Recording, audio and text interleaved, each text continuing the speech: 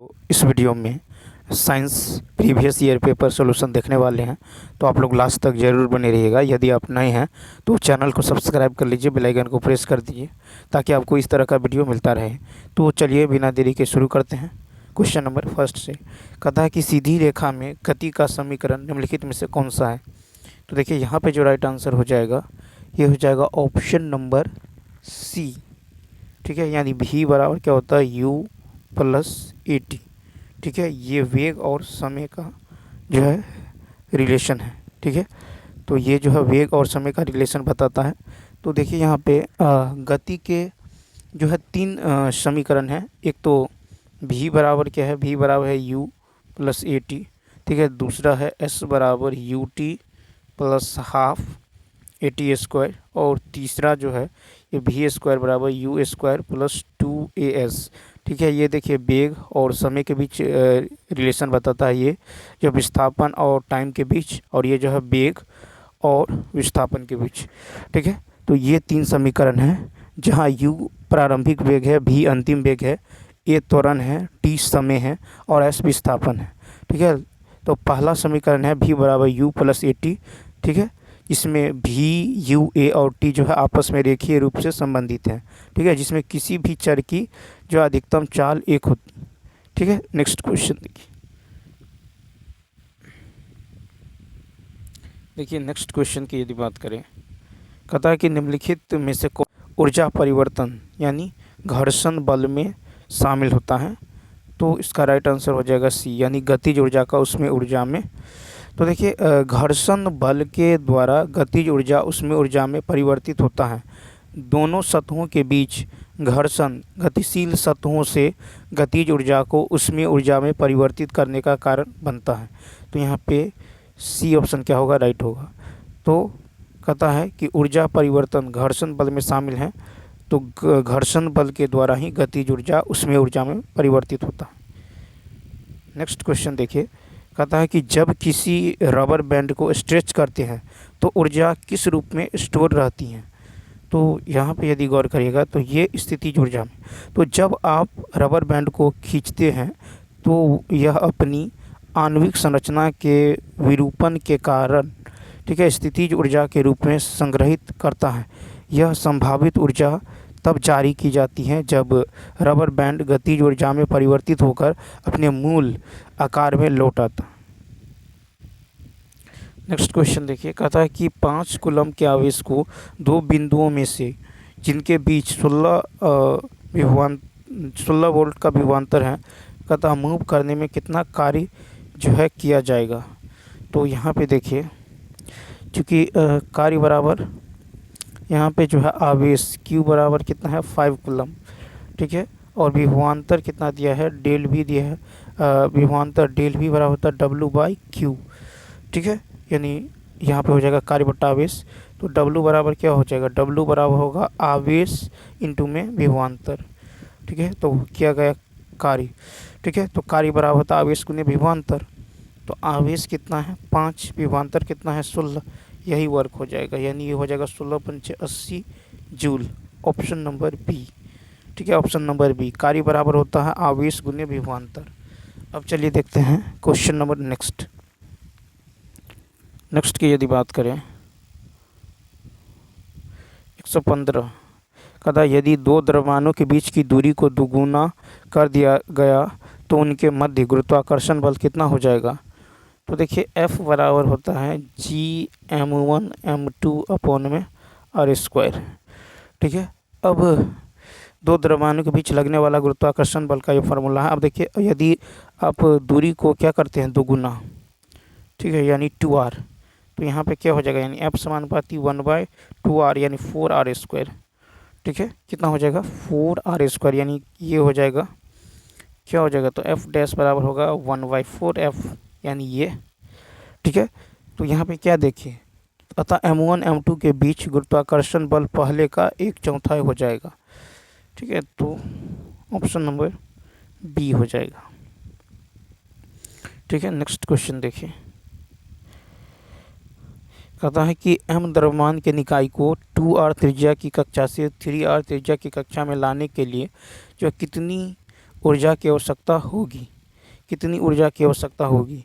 तो यहाँ पे देखिए 2r, तो m द्रव्यमान 2r त्रिज्या की कक्षा से दूसरी कक्षा में लाने के लिए ऊर्जा जो होगा ये हो जाएगा आपको -Gmm/2r, ठीक है, -Gmm/2r। अब वही यदि वही द्रव्यमान 3r त्रिज्या में होगा तो U2 बराबर क्या होगा, -Gmm/3r। ठीक, अब देखिए तो डेल U बराबर, ठीक है, डेल U बराबर क्या होगा, यानी इसमें परिवर्तन यदि देखें तो ये हो जाएगा U2 माइनस का U1। U2 इसमें से आपको घटाना है U1, तो यहाँ पे minus minus plus Gmm/2r। LCM लीजिएगा तो होगा 6r, ठीक है, तो 2 तिया 6 और देखिए 2 तिया 6 और 3 दूनी 6, 3 में से 2 गया तो यहाँ पे होगा Gmm/6r, Gmm/6r, यानी ऑप्शन नंबर हो जाएगा ए। ठीक है, नेक्स्ट क्वेश्चन नंबर 117 है कि किसी गैस की गतिज ऊर्जा ई और उसके वेग और उसके दाब पी का संबंध कौन सा है। तो यहाँ पे देखिए तो गतिज ऊर्जा ई और दाब पी के बीच संबंध पी बराबर होता है 2/3e, ठीक है, पी बराबर क्या होता है 2/3e, ठीक है। तो गतिज ऊर्जा ई और दाब पी के बीच संबंध यानी दाब बराबर होता है 2/3 गतिज ऊर्जा। ऑप्शन नंबर हो जाएगा सी ऑप्शन। देखिए कहता है कि 1 kg संहति का पिंड पृथ्वी द्वारा निम्नलिखित में से किस बल के द्वारा आकर्षित किया जाता है। तो यहाँ पे देखें तो यहाँ पे पिंड का द्रव्यमान है 1 kg और g का मान है 9.8 मीटर पर सेकंड स्क्वायर, ठीक है। तो यहाँ पे अतः पिंड पर लगने वाला आकर्षण बल F बराबर होता है m इंटू जी, तो F बराबर हो जाएगा m यानी 1 इंटू 9.8 न्यूटन, यानी 9.8 newton. Option number C. Next question 119 देखिए, कहता है कि कृत्रिम जीन पैदा किया गया था। 119 का तो होगा ए ऑप्शन। तो देखिए विश्व के पहले कृत्रिम जीन का निर्माता डॉक्टर हरगोविंद खुराना द्वारा 1972 में जो है किया गया। उनके जो है इस खोज से जेनेटिक इंजीनियरिंग एवं बायोटेक्नोलॉजी के क्षेत्र में विकास के नए रास्ते खुले। जेनेटिक कोड की व्याख्या और प्रोटीन संश्लेषण चिकित्सा के क्षेत्र में वर्ष 1968 में नोबेल पुरस्कार प्रदान किया गया। तो कृत्रिम जीन पैदा किया गया था हरगोविंद खुराना के द्वारा। नेक्स्ट क्वेश्चन देखिए, कहता फोटोवोल्टाइक प्रभाव की अभिधारणा किसने जो है दी थी। फोटोवोल्टाइक प्रभाव तो ये दिया था एडमंड बेकरल। देखिए फोटोवोल्टाइक प्रभाव की अभिधारणा एडमंड बेकरल ने जो है दिया था। प्रकाश को फोटोन यानी विद्युत में बदलने की प्रक्रिया को फोटोवोल्टाइक प्रभाव कहते हैं, ठीक है। फोटोवोल्टाइक प्रभाव कहते हैं सोलर सेल या वोल्टेइक सेल ऐसे विद्युत उपकरण हैं जहां सूर्य का प्रकाश फोटोवोल्टाइक जो प्रभाव के कारण सीधे विद्युत में परिवर्तित हो जाता है। तो वोल्टेइक, ठीक है, वोल्टाइक प्रभाव की अभिधारणा किसने दी थी, एडमंड बेकरल। कहता मीट्रिक प्रणाली को निम्नलिखित में से किस सरकार ने प्रस्तावित किया था, सी ऑप्शन। तो 121 का होगा सी यानी फ्रेंच सरकार। मीट्रिक प्रणाली जो कि वजन और माप का अंतर्राष्ट्रीय दशमलव पद्धति है जो कि लंबाई और द्रव्यमान के लिए मीटर एवं किलोग्राम पर क्रमशः आधारित है, जो कि फ्रेंच सरकार द्वारा 1795 में प्रस्तावित किया गया था। देखिए कहता ENT विशेषज्ञ द्वारा किस तरह का दर्पण प्रयोग किया जाता है। तो यहाँ पे हो जाएगा अवतल दर्पण, ए ऑप्शन। तो देखिए ENT ईयर नोज टंग विशेषज्ञ द्वारा जो अवतल दर्पण का प्रयोग किया जाता है। अवतल दर्पण अपने सामने रखी वस्तु की बड़ी छवि बनाता है, इसलिए ENT विशेषज्ञ मुख्यतः जो है रूप से अवतल दर्पण का उपयोग करते हैं। क्वेश्चन नंबर नेक्स्ट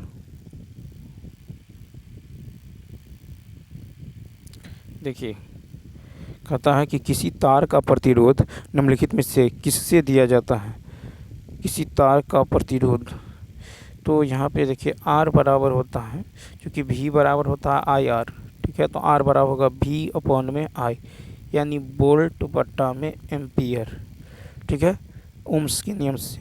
तो देखिए, यदि किसी चालक की भौतिक अवस्थाएं अपरिवर्तित रहें, तब चालक में प्रवाहित धारा विभवांतर के क्या होते हैं, समानुपाती, यानी V समानुपाती क्या होता है, I होता है, यानी V बराबर क्या होगा, IR, जहाँ R समानुपाती अचर है, ठीक है। तो R बराबर क्या हो जाएगा, V अपॉन में I। R को ही तार या चालक का प्रतिरोध कहा जाता है, जिनकी मानक इकाई ओम है।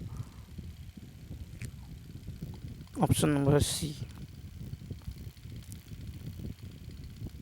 कहता हमारे शरीर के अंदर भोजन को ब्रेक डाउन करने वाला उत्प्रेरक, तो ये हो जाएगा बी, पाचक एंजाइम। हमारे शरीर के अंदर भोजन को ब्रेक डाउन करने वाला जो उत्प्रेरक पाचक एंजाइम है, पाचक एंजाइम खाए गए भोजन को तोड़ने में महत्वपूर्ण भूमिका निभाते हैं। ये प्रोटीन रासायनिक प्रतिक्रियाओं को तेज करते हैं, जो पोषक तत्वों को ऐसे पदार्थों में बदल देते हैं जिन्हें पाचक तंत्र अवशोषित कर लेते हैं, ठीक है। तो ये हो जाएगा, हमारे शरीर के अंदर भोजन को ब्रेक डाउन करने वाला उत्प्रेरक है पाचक एंजाइम। कहता है कि सिल्वर ब्रोमाइड का रंग क्या है। सिल्वर ब्रोमाइड का रंग, ए ऑप्शन भूरा। तो देखिए, सिल्वर ब्रोमाइड का रंग यदि देखें तो सिल्वर ब्रोमाइड यानी AgBr, ठीक है, क्या होता है, AgBr एक जो है नरम हल्का, ठीक है, पीला पानी में घुलनशील जो है अघुलनशील नमक है, जो कि प्रकाश के प्रति जो है अपनी असामान्य संवेदनशीलता के लिए प्रसिद्ध है, ठीक है। सूर्य के प्रकाश के संपर्क में आने पर सिल्वर ब्रोमाइड सिल्वर धातु और ब्रोमीन गैस में विघटित हो जाता है, जहां सिल्वर का रंग जो है धूसर हो जाता है। सिल्वर का रंग कैसा होता है, तो धूसर हो जाता है। तो सिल्वर ब्रोमाइड का रंग कैसा होता है, भूरा होता है। सिल्वर ब्रोमाइड का जो है, सिल्वर ब्रोमाइड एक नरम हल्का पीला पानी में अघुलनशील नमक है, जो कि प्रकाश के प्रति जो है अपनी, ठीक है, जो प्रकाश के प्रति जो है अपनी असामान्य संवेदनशीलता के लिए प्रसिद्ध है, ठीक है। तो यहाँ पे जो हो जाएगा, ठीक है, जिसका सिल्वर रंग भूरा धूसर हो जाता। नेक्स्ट है कि किसी द्रव का दूसरे द्रव में फैलाव के लिए कौन सा शब्द प्रयोग करते हैं। तो ये हो जाएगा आपको सी, पाइसन। तो देखिए, पाइसन दो या दो से अधिक तरल पदार्थों का मिश्रण है, जो आमतौर पर अमिश्रणीय होते हैं, लेकिन विशिष्ट परिवर्तन प्रक्रियाओं के तहत एक स्थूल सजातीय पहलू और सूक्ष्म विषम पहलू को अपनाएंगे। एक पाइसन में एक तरल को दूसरे तरल में फैलाया जाता है। तो यहाँ पे पाइसन 127। देखिए, कहता है कि कौन सा प्रतिक्रिया की दर को धीमा कर देता है, ठीक है, कौन सा प्रतिक्रिया को दर को, तो उत्प्रेरक प्रवर्तक। तो सी ऑप्शन, उत्प्रेरक प्रवर्तक एक रसायन है जो प्रतिक्रिया की क्रिया दर को धीमा कर देता है। उदाहरण, प्रतिक्रियाशील गैस में मौजूद कोई भी आर्सेनिक अशुद्धता संपर्क विधि द्वारा सल्फ्यूरिक एसिड के संश्लेषण में वेनेडियम पेंटॉक्साइड उत्प्रेरक की गतिविधियों को जो है बाधित कर देती है, ठीक है, उत्प्रेरक। नेक्स्ट कहता है कि निम्नलिखित में से कौन सा एक लियोफोबिक कलील का उदाहरण नहीं है। 128 का देखिए बी, सोडियम क्लोराइड घोल। तो देखिए, सोडियम क्लोराइड घोल, सोडियम सल्फर घोल और स्वर्ण घोल ऐसे क्लोराइड है जिनमें परिक्षिप्त चरण में परिक्षेपण माध्यम के लिए बहुत कम बंधुता होती है, और एक बार जो परिक्षिप्त चरण और परिक्षेपण माध्यम अलग हो जाने पर दोनों चरणों को दोबारा मिलाकर सीधे समाधान प्राप्त नहीं कर सकते हैं, इसलिए इन्हें लियोफोबिक क्लोराइड के अंतर्गत वर्गीकृत किया गया है, ठीक है। तो ये हो जाएगा आपको सोडियम क्लोराइड घोल। नेक्स्ट क्वेश्चन है कि निम्नलिखित में से कौन सा शोषण का एक उदाहरण है। कौन सा शोषण का एक उदाहरण है, तो ये हो जाएगा सिलिका जेल के ऊपर पानी। देखिए, सिलिका जेल पानी, अल्कोहल, फिनॉल, एमाइन आदि के लिए उपयुक्त अवशोषक हैं। यह हाइड्रोजन बॉन्ड के माध्यम से ऐसा करता है।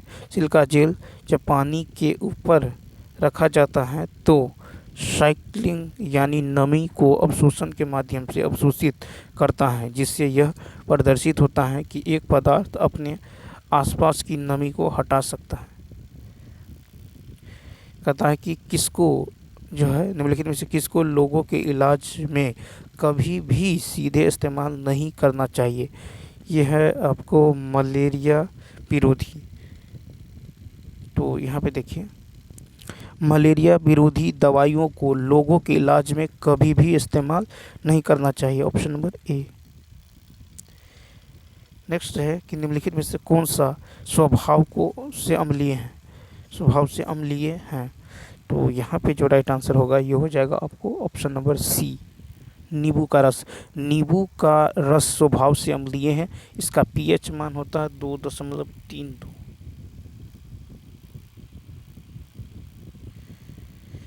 देखिए, अम्ल क्षार के साथ क्रिया करके लवण तथा पानी बनाते हैं। इस क्रिया को कहते हैं निष्प्रभावीकरण। तो देखिए, अम्ल क्षार के साथ अभिक्रिया करके लवण तथा पानी बनाता है। इस प्रक्रिया को निष्प्रभावीकरण कहते हैं। ठीक है, अम्ल प्लस क्षार ये बनाता है। देखिए, अम्ल प्लस क्षार ये पानी प्लस लवण बनाता है। उदाहरण HCl प्लस NaOH ये बनाएगा NaCl प्लस H2। ठीक है, एक बार वीडियो को आप लोग शेयर कर दीजिए। ठीक है, और वीडियो को यदि आप सब्सक्राइब नहीं किए हैं तो सब्सक्राइब कर दीजिए। इस तरह का वीडियो जो है आपको तभी देखने को मिलेगा यदि आप वीडियो यानी चैनल को सब्सक्राइब कर लिए हैं। देखिए, नेक्स्ट है कि कौन सा तत्व आसानी से एक इलेक्ट्रॉन मुक्त कर देता है। तो ये हो जाएगा आपको डी ऑप्शन। तो देखिए, सोडियम और पोटेशियम के बाहरी कोश यानी इलेक्ट्रॉन होता है। इलेक्ट्रॉन सोडियम और पोटेशियम के बाहरी कोश यानी इलेक्ट्रॉन एक होता है एवं ये उच्चतर धनात्मक तत्व होते हैं जो बड़ी आसानी से इलेक्ट्रॉन को मुक्त करते हैं। क्या करते हैं? मुक्त करते हैं। तो यहाँ हो जाएगा आपको सोडियम पोटेशियम। ठीक है, सोडियम और पोटेशियम। कहता है कि कौन सा तत्व आसानी से जो है एक इलेक्ट्रॉन मुक्त कर देता है, सोडियम और पोटेशियम। नेक्स्ट 134 है कि कौन सी गैस चूने के पानी को दूधिया बना देती है। तो इसका जो राइट आंसर होगा ये होगा कार्बन डाइऑक्साइड यानी CO2। ठीक है, कार्बन डाइऑक्साइड। अब देखिए, वायुमंडल में कार्बन डाइऑक्साइड की मात्रा कितना है? 0.03%। ठीक है, लेकिन भूमि के अंतर्गत यदि कार्बन देखें तो 0.02% है। ठीक है, और वायुमंडल में ऑक्सीजन का मात्रा कितना है? 20.99% यानी 21%। ठीक है, नाइट्रोजन है आपको 78%। ठीक है, अब देखिए यहाँ पे 134 की यदि बात करें तो कार्बन डाइऑक्साइड गैस जो है चूने के पानी को दूधिया बना देता है। ठीक है, अब इसका यदि आप देखें रिएक्शन, देखिए CaOH2 प्लस CO2 ये बनाता है CaCO3। यही है आपको चूना पानी। ठीक है, CaOH2। ठीक है, चूना पानी। और ये है आपको कार्बन डाइऑक्साइड, ये है calcium carbonate CaCO3, calcium carbonate. ठीक है, इसी को संगमरमर भी बोलते हैं। ठीक है, अब देखिए, तो जब कार्बन डाइऑक्साइड गैस चूने के पानी में मिलाई जाती है तब यह कैल्शियम कार्बोनेट CaCO3 का एक श्वेत अवक्षेप दूधिया दिखाई देता है। ठीक है, या फिर ये कहें कि बनाता है। नेक्स्ट देखिए, प्रकृति में मुक्त दशा में पाई जाने वाली धातु 135 के ये हो जाएगा आपको सोना। तो प्रकृति में मुक्त दशा में पाई जाने वाली धातु सोना है, क्योंकि सोना सबसे कम अभिक्रियाशील धातु है। ठीक है, तभी तो लोग जो है सोना पहन के बाहर निकलता है। यदि मान के चलिए वो अभिक्रिया करता वायु से तो वो ख़राब हो जाता। ठीक है, तो इसीलिए सोना जो है यहाँ पे राइट ऑप्शन होगा। नेक्स्ट क्वेश्चन है कि ऊष्मा निष्कासित करने वाली प्रतिक्रिया को कहते हैं। तो देखिए, ऊष्मा निष्कासित करने वाली प्रतिक्रिया को क्या कहते हैं? ऊष्माक्षेपी। तो ऊष्मा निष्कासन का अर्थ किसी निकाय से ऊर्जा का उसके परिवेश में स्थानांतरण से है। यह प्रक्रिया ऊष्माक्षेपी प्रक्रिया है। तो ऊष्मा का निष्कासन क्या कहलाता है? ऊष्मा का निष्कासन ही ऊष्माक्षेपी, ठीक है, ऊष्मा का निष्कासन ही ऊष्माक्षेपीय प्रक्रिया कहलाता है। इसके विपरीत यदि देखिएगा तो ऊष्माशोषी प्रक्रिया जो सामान्यतः ऊष्मा के रूप में ऊर्जा को अवशोषित करता है। जो अवशोषित करेगा, ठीक है, जो ऊष्मा को खींचेगा उसको अवशोषी ऊष्माशोषी बोलेंगे, ठीक है, और जो ऊष्मा को बाहर करेगा, निकालेगा, उसको ऊष्माक्षेपी कहेंगे, ठीक है। यहाँ पे आप गलती मत करिएगा। नेक्स्ट 137 देखिए। 137 में यदि बात करें था विटामिन B12 का रासायनिक नाम क्या है, तो यहाँ पे होगा देखिए विटामिन B12 का रासायनिक नाम है साइनोकोबालामीन, साइनोकोबालामीन, लेकिन यहाँ पे सिर्फ कोबालामीन दिया है। तो देखिए विटामिन B12 का रासायनिक नाम साइनोकोबालामीन है। इसको, ठीक है, इसको कोष यानी यहाँ पे ई ऑप्शन होगा, ठीक है, यहाँ पे बी दिया है, ठीक है। तो देखिए विटामिन B12 का जो रासायनिक नाम है ये साइनोकोबालामीन है। इसको कोशमाइड रस, ठीक है, साइनाइड के नाम से भी जाना जाता है। इसको कोशमाइड साइनाइड के नाम से भी जाना जाता है। यह जो है लाल क्रिस्टल होते हैं, ठीक है, जिसमें कोबाल्ट पाया जाता है। इसकी कमी से गंभीर एनीमिया हो जाती हैं, ठीक है। यह जो है RBC, WBC और प्लेटलेट्स के निर्माण में सहायक होता है। उनके स्रोत मांस, मछली, दूध, अंडे इत्यादि हैं। विटामिन B12 की शरीर में मात्रा 2 से 4, ठीक है, mg प्रतिदिन की आवश्यकता होती है, ठीक है। तो यहाँ पे ऑप्शन नंबर ई होगा, ठीक है, क्योंकि दूसरे प्रैक्टिस सेट में जो है ऑप्शन नंबर ई दिया हुआ है, ठीक है। नेक्स्ट देखिए, नेक्स्ट क्वेश्चन है, कहता कि निम्नलिखित में से विटामिन ए का अच्छा स्रोत कौन सा है, ठीक है। तो यहाँ पे होगा सी ऑप्शन यानी मछली का तेल। तो विटामिन ए का रासायनिक नाम रेटिनॉल है, जो हमारी दृष्टि में प्रमुख भूमिका निभाता है। यह कुछ ऐसे पिगमेंट के उत्पादन में मदद करता है जो रेटिना के समुचित कार्य के लिए महत्वपूर्ण होता है। विटामिन ए के कुछ मुख्य स्रोत हैं इस प्रकार, जो है अंडा है, मछली है, डेयरी है, ठीक है, एवं पीले रंग की सब्जियां इत्यादि। विटामिन ए की कमी से भुवक, त्वचा, रतौंधी, गले एवं छाती में संक्रमण इत्यादि होते हैं। कहता कौन जो है गर्म खून का है, तो यहाँ पे हो जाएगा कबूतर। तो देखिए गर्म खून वाले जीव ऐसे जीव होते हैं जो शरीर के निरंतर आंतरिक तापमान को नियंत्रित बनाए रख सकते हैं। वे किसी भी तापमान सीमा में जीवित रह सकते हैं क्योंकि वे आसानी से उनके अनुकूल ढल सकते हैं। पक्षी तथा स्तनधारी गर्म रक्त वाले जानवरों का उदाहरण है। इसलिए दिए गए जो है प्रश्न में आप कबूतर को चुनेंगे, ठीक है। तो यहाँ पे क्या होगा, ए ऑप्शन, ठीक है। अब देखिए आपको बताना है कि कौन सा जीव है जो वो अपना लिंग परिवर्तन के लिए जाना जाता है, ठीक है। यदि इसका आंसर आप लोग जानते हैं तो कमेंट बॉक्स में इसका आंसर दीजिएगा, ठीक है। कौन सा कीट है, ठीक है, इंसेक्ट से। नेक्स्ट क्वेश्चन है कि मिर्च में तीखापन किसके कारण होता है, तो मिर्च में तीखापन सी ऑप्शन, देखिए यहाँ पे कैरोटीन है। मिर्च में तीखापन जो है 140, यहाँ पे कैप्साइसिन दिया गया है। तो देखिए मिर्च में तीखापन का कारण जो है विशेष रूप से कैप्साइसिन नामक संयोजक से होता है, ठीक है। कैप्साइसिन एक जो है प्राकृतिक यौगिक है जो मिर्च में पाया जाता है। कैप्साइसिन मिर्च के द्वारा प्रतिक्रिया जो है क्रियाशील रिसेप्टरों के साथ संपर्क में आने पर तीखापन की अनुभूति पैदा करता है, ठीक है। इसके परिणाम स्वरूप मिर्च खाने पर जो है तीखापन का अनुभव होता है, ठीक है, कैप्साइसिन, ठीक है। तो यहाँ पे ए ऑप्शन। नेक्स्ट क्वेश्चन देखिए कहता है नाइट्रेट को नाइट्रोजन में बदलने की क्रिया को क्या कहते हैं। देखिए ये हो जाएगा आपको डीनाइट्रिफिकेशन, ठीक है।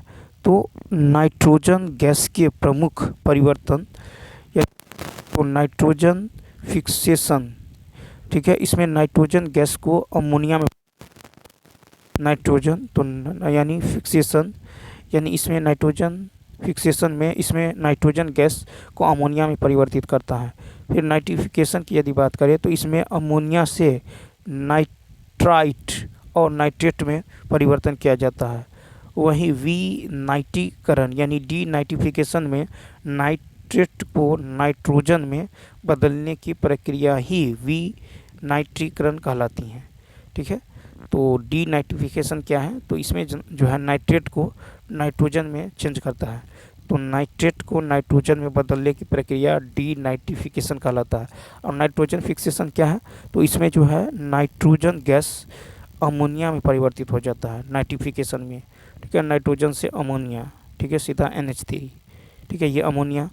और देखिए नाइट्रिफिकेशन में क्या होता है, तो अमोनिया से नाइट्रेट और नाइट्राइट में परिवर्तन होता है, याद रखना। कहता DNA का कौन सा भाग प्रोटीन की सूचना देता है, DNA का कौन सा भाग प्रोटीन की सूचना देता है, तो यहाँ पे हो जाएगा आपको DNA का कौन सा भाग, ए। तो देखिए DNA एक प्रकार का न्यूक्लिक एसिड है।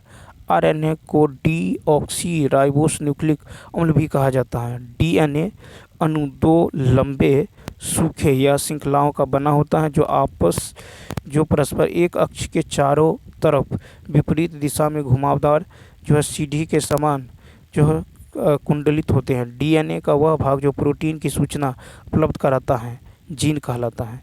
DNA के द्वारा ही जो है उत्प्रेरक गुणसूत्रों में कई जीनों का गठन किया जाता है, ठीक है। नेक्स्ट है माता पिता से संतति में पहुंचने वाले लक्षणों की प्रक्रिया को कहते हैं। तो देखिए यहाँ पे हो जाएगा सी आनुवांशिकता। तो माता पिता से संतति में पहुंचने वाले लक्षणों को क्या बोलते हैं, आनुवांशिकता। वे लक्षण जो जीवधारियों में पीढ़ी दर पीढ़ी संचरित होता है आनुवांशिक लक्षण कहलाता है, तथा इससे संबंधित विधियों और कारणों के अध्ययन को आनुवांशिकी कहते हैं। आनुवांशिकता का तात्पर्य DNA से है। DNA में गुणसूत्र होते हैं जो किसी जीव की आनुवांशिक सामग्री को ले जाते हैं। यह प्रक्रिया एक पीढ़ी से दूसरी पीढ़ी तक गुणों को सुरक्षित रखती है। कहता आगत तथा निर्गत शिराएं मिलती हैं। आगत तथा निर्गत हृदय में। तो देखिए आगत तथा निर्गत शिराएं हृदय में मिलती हैं क्योंकि जो है हृदय शिरा के माध्यम से रक्त को शरीर में पंप करता है, क्योंकि निर्गत शिराएं रक्त को हृदय से दूसरे अंगों तक पहुंचाती हैं, ठीक है। तो आगत तथा निर्गत शिराएं मिलती हैं कहाँ पे, हृदय में। नेक्स्ट देखिए कहता है कि रतौंधी किस विटामिन की कमी से होता है, तो विटामिन ए। तो देखिए विटामिन ए की कमी से रतौंधी नामक बीमारी होती है। इसके प्रमुख स्रोत आप जो है दूध, पनीर, अंडा, हरी सब्जियां ले सकते हैं। कहता भोजन में संग्रहित ऊर्जा जो है शरीर की कोशिकाओं में किस प्रक्रिया के द्वारा मुक्त की जाती हैं, तो 146 का होगा आपको ई ऑप्शन। तो देखिए यहाँ कोई जो है विकल्प सही नहीं लग रहा है, क्योंकि भोजन से संग्रहित ऊर्जा को कोई विशेष प्रक्रिया द्वारा मुक्त नहीं किया जा सकता, क्योंकि यह विभिन्न शारीरिक प्रक्रियाओं के माध्यम से प्रयोग किया जाता है, ठीक है। तो कहता भोजन में संग्रहित ऊर्जा की जो कोशिकाओं में किस प्रक्रिया के द्वारा मुक्त की जाती हैं। तो देखिए अब यहाँ पे ये देखें तो दूसरे जो है प्रैक्टिस सेट में दिया है ए ऑप्शन, ठीक है, मल त्याग, और इसमें दिया है ई ऑप्शन। तो भोजन में संग्रहित ऊर्जा, ठीक है, शरीर की कोशिकाओं में किस प्रक्रिया के द्वारा मुक्त होती है, तो मल त्याग, ठीक है। तो इसका आप ए ऑप्शन ले लीजिएगा, ठीक है। नेक्स्ट क्वेश्चन देखिए, कहता सर्दी जुकाम किसके कारण होता है। सर्दी जुकाम जो है किसके कारण होता है, तो ये जो होता है वायरस के कारण। तो देखिए सर्दी जुकाम एक वायरस संक्रमण है। कई प्रकार के वायरस सर्दी का कारण बन सकते हैं, लेकिन वे आमतौर पर जो है राइनो वायरस परिवार के वायरस के कारण होते हैं। कहता कान के ड्रम का कंपन किसके द्वारा होता है। कान के ड्रम का कंपन, देखिए कान के ड्रम का कंपन जो है ये आपको बी ऑप्शन, ठीक है। ध्वनि तरंग, तो कान के ड्रम का कंपन जो है ये ध्वनि तरंगों के टकराने से होता है। मनुष्य के कान जो है ये 10 हर्ट्ज से 20,000 हर्ट्ज के मध्य की आवृत्ति, 20 हर्ट्ज से 20,000 हर्ट्ज होना चाहिए, ठीक है।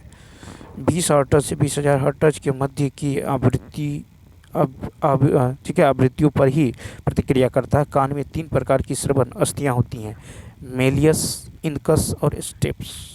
नेक्स्ट देखिए मानव शरीर में श्वसन रंजक क्या है, तो हीमोग्लोबिन। तो देखिए यहाँ पे ए ऑप्शन सही होगा। श्वसन रंजक हीमोग्लोबिन ऑक्सीजन को हमारे फेफड़ों से जो है हमारे रक्त तक पहुंचाता है। हीमोग्लोबिन रक्त से ऑक्सीजन को संग्रहित करता है और उसे हमारे भोज और हमारे शरीर के अन्य भागों तक पहुंचाता है, जो उसे ऊर्जा प्रदान करने के उपयोग से करते हैं। नेक्स्ट कहता है एक कोशिका मोटी वाहिकाओं को कहते हैं। 150 का होगा ए धमनी। तो देखिए एक कोशिका मोटी वाहिकाओं को, तो एक कोशिका मोटी वाहिकाओं या धमनियाँ शरीर में रक्त को संचारित करने के लिए जिम्मेदार होती हैं। धमनियाँ शरीर के अलग अलग हिस्सों में रक्त को पहुंचाती हैं, जिससे ऊर्जा और पोषण को वितरित किया जा सकता है, ठीक है। तो यहाँ पे हो गया पूरे 40 क्वेश्चन। तो दोस्तों आप लोग यदि आप नए हैं तो चैनल को प्लीज़ सब्सक्राइब कर लीजिएगा और वीडियो को एक बार शेयर ज़रूर कीजिएगा, क्योंकि कई तरह के प्रैक्टिस सेट आपको यहाँ पे देखने को मिलेगा। जैसे कि बहुत सारे प्रैक्टिस सेट, जैसे आप किरण की यदि बात करते हैं, किरण का भी यहाँ पे हम करा चुके हैं, लेकिन इसका प्लेलिस्ट बना देंगे, ठीक है। किरण के अलावे प्लेटफॉर्म का, ठीक है। और ये है यूथ का प्रैक्टिस सेट, ठीक है। उसके बाद आपको देखने को मिलेगा दृष्टि का, ठीक है, एडिटोरियल का, माने कई सारे प्रैक्टिस आपको यहाँ पे देखने को मिलेगा। तो आप इस चैनल से जुड़ सकते हैं। तो चलिए मिलते हैं नेक्स्ट वीडियो में, तब तक के लिए थैंक्स।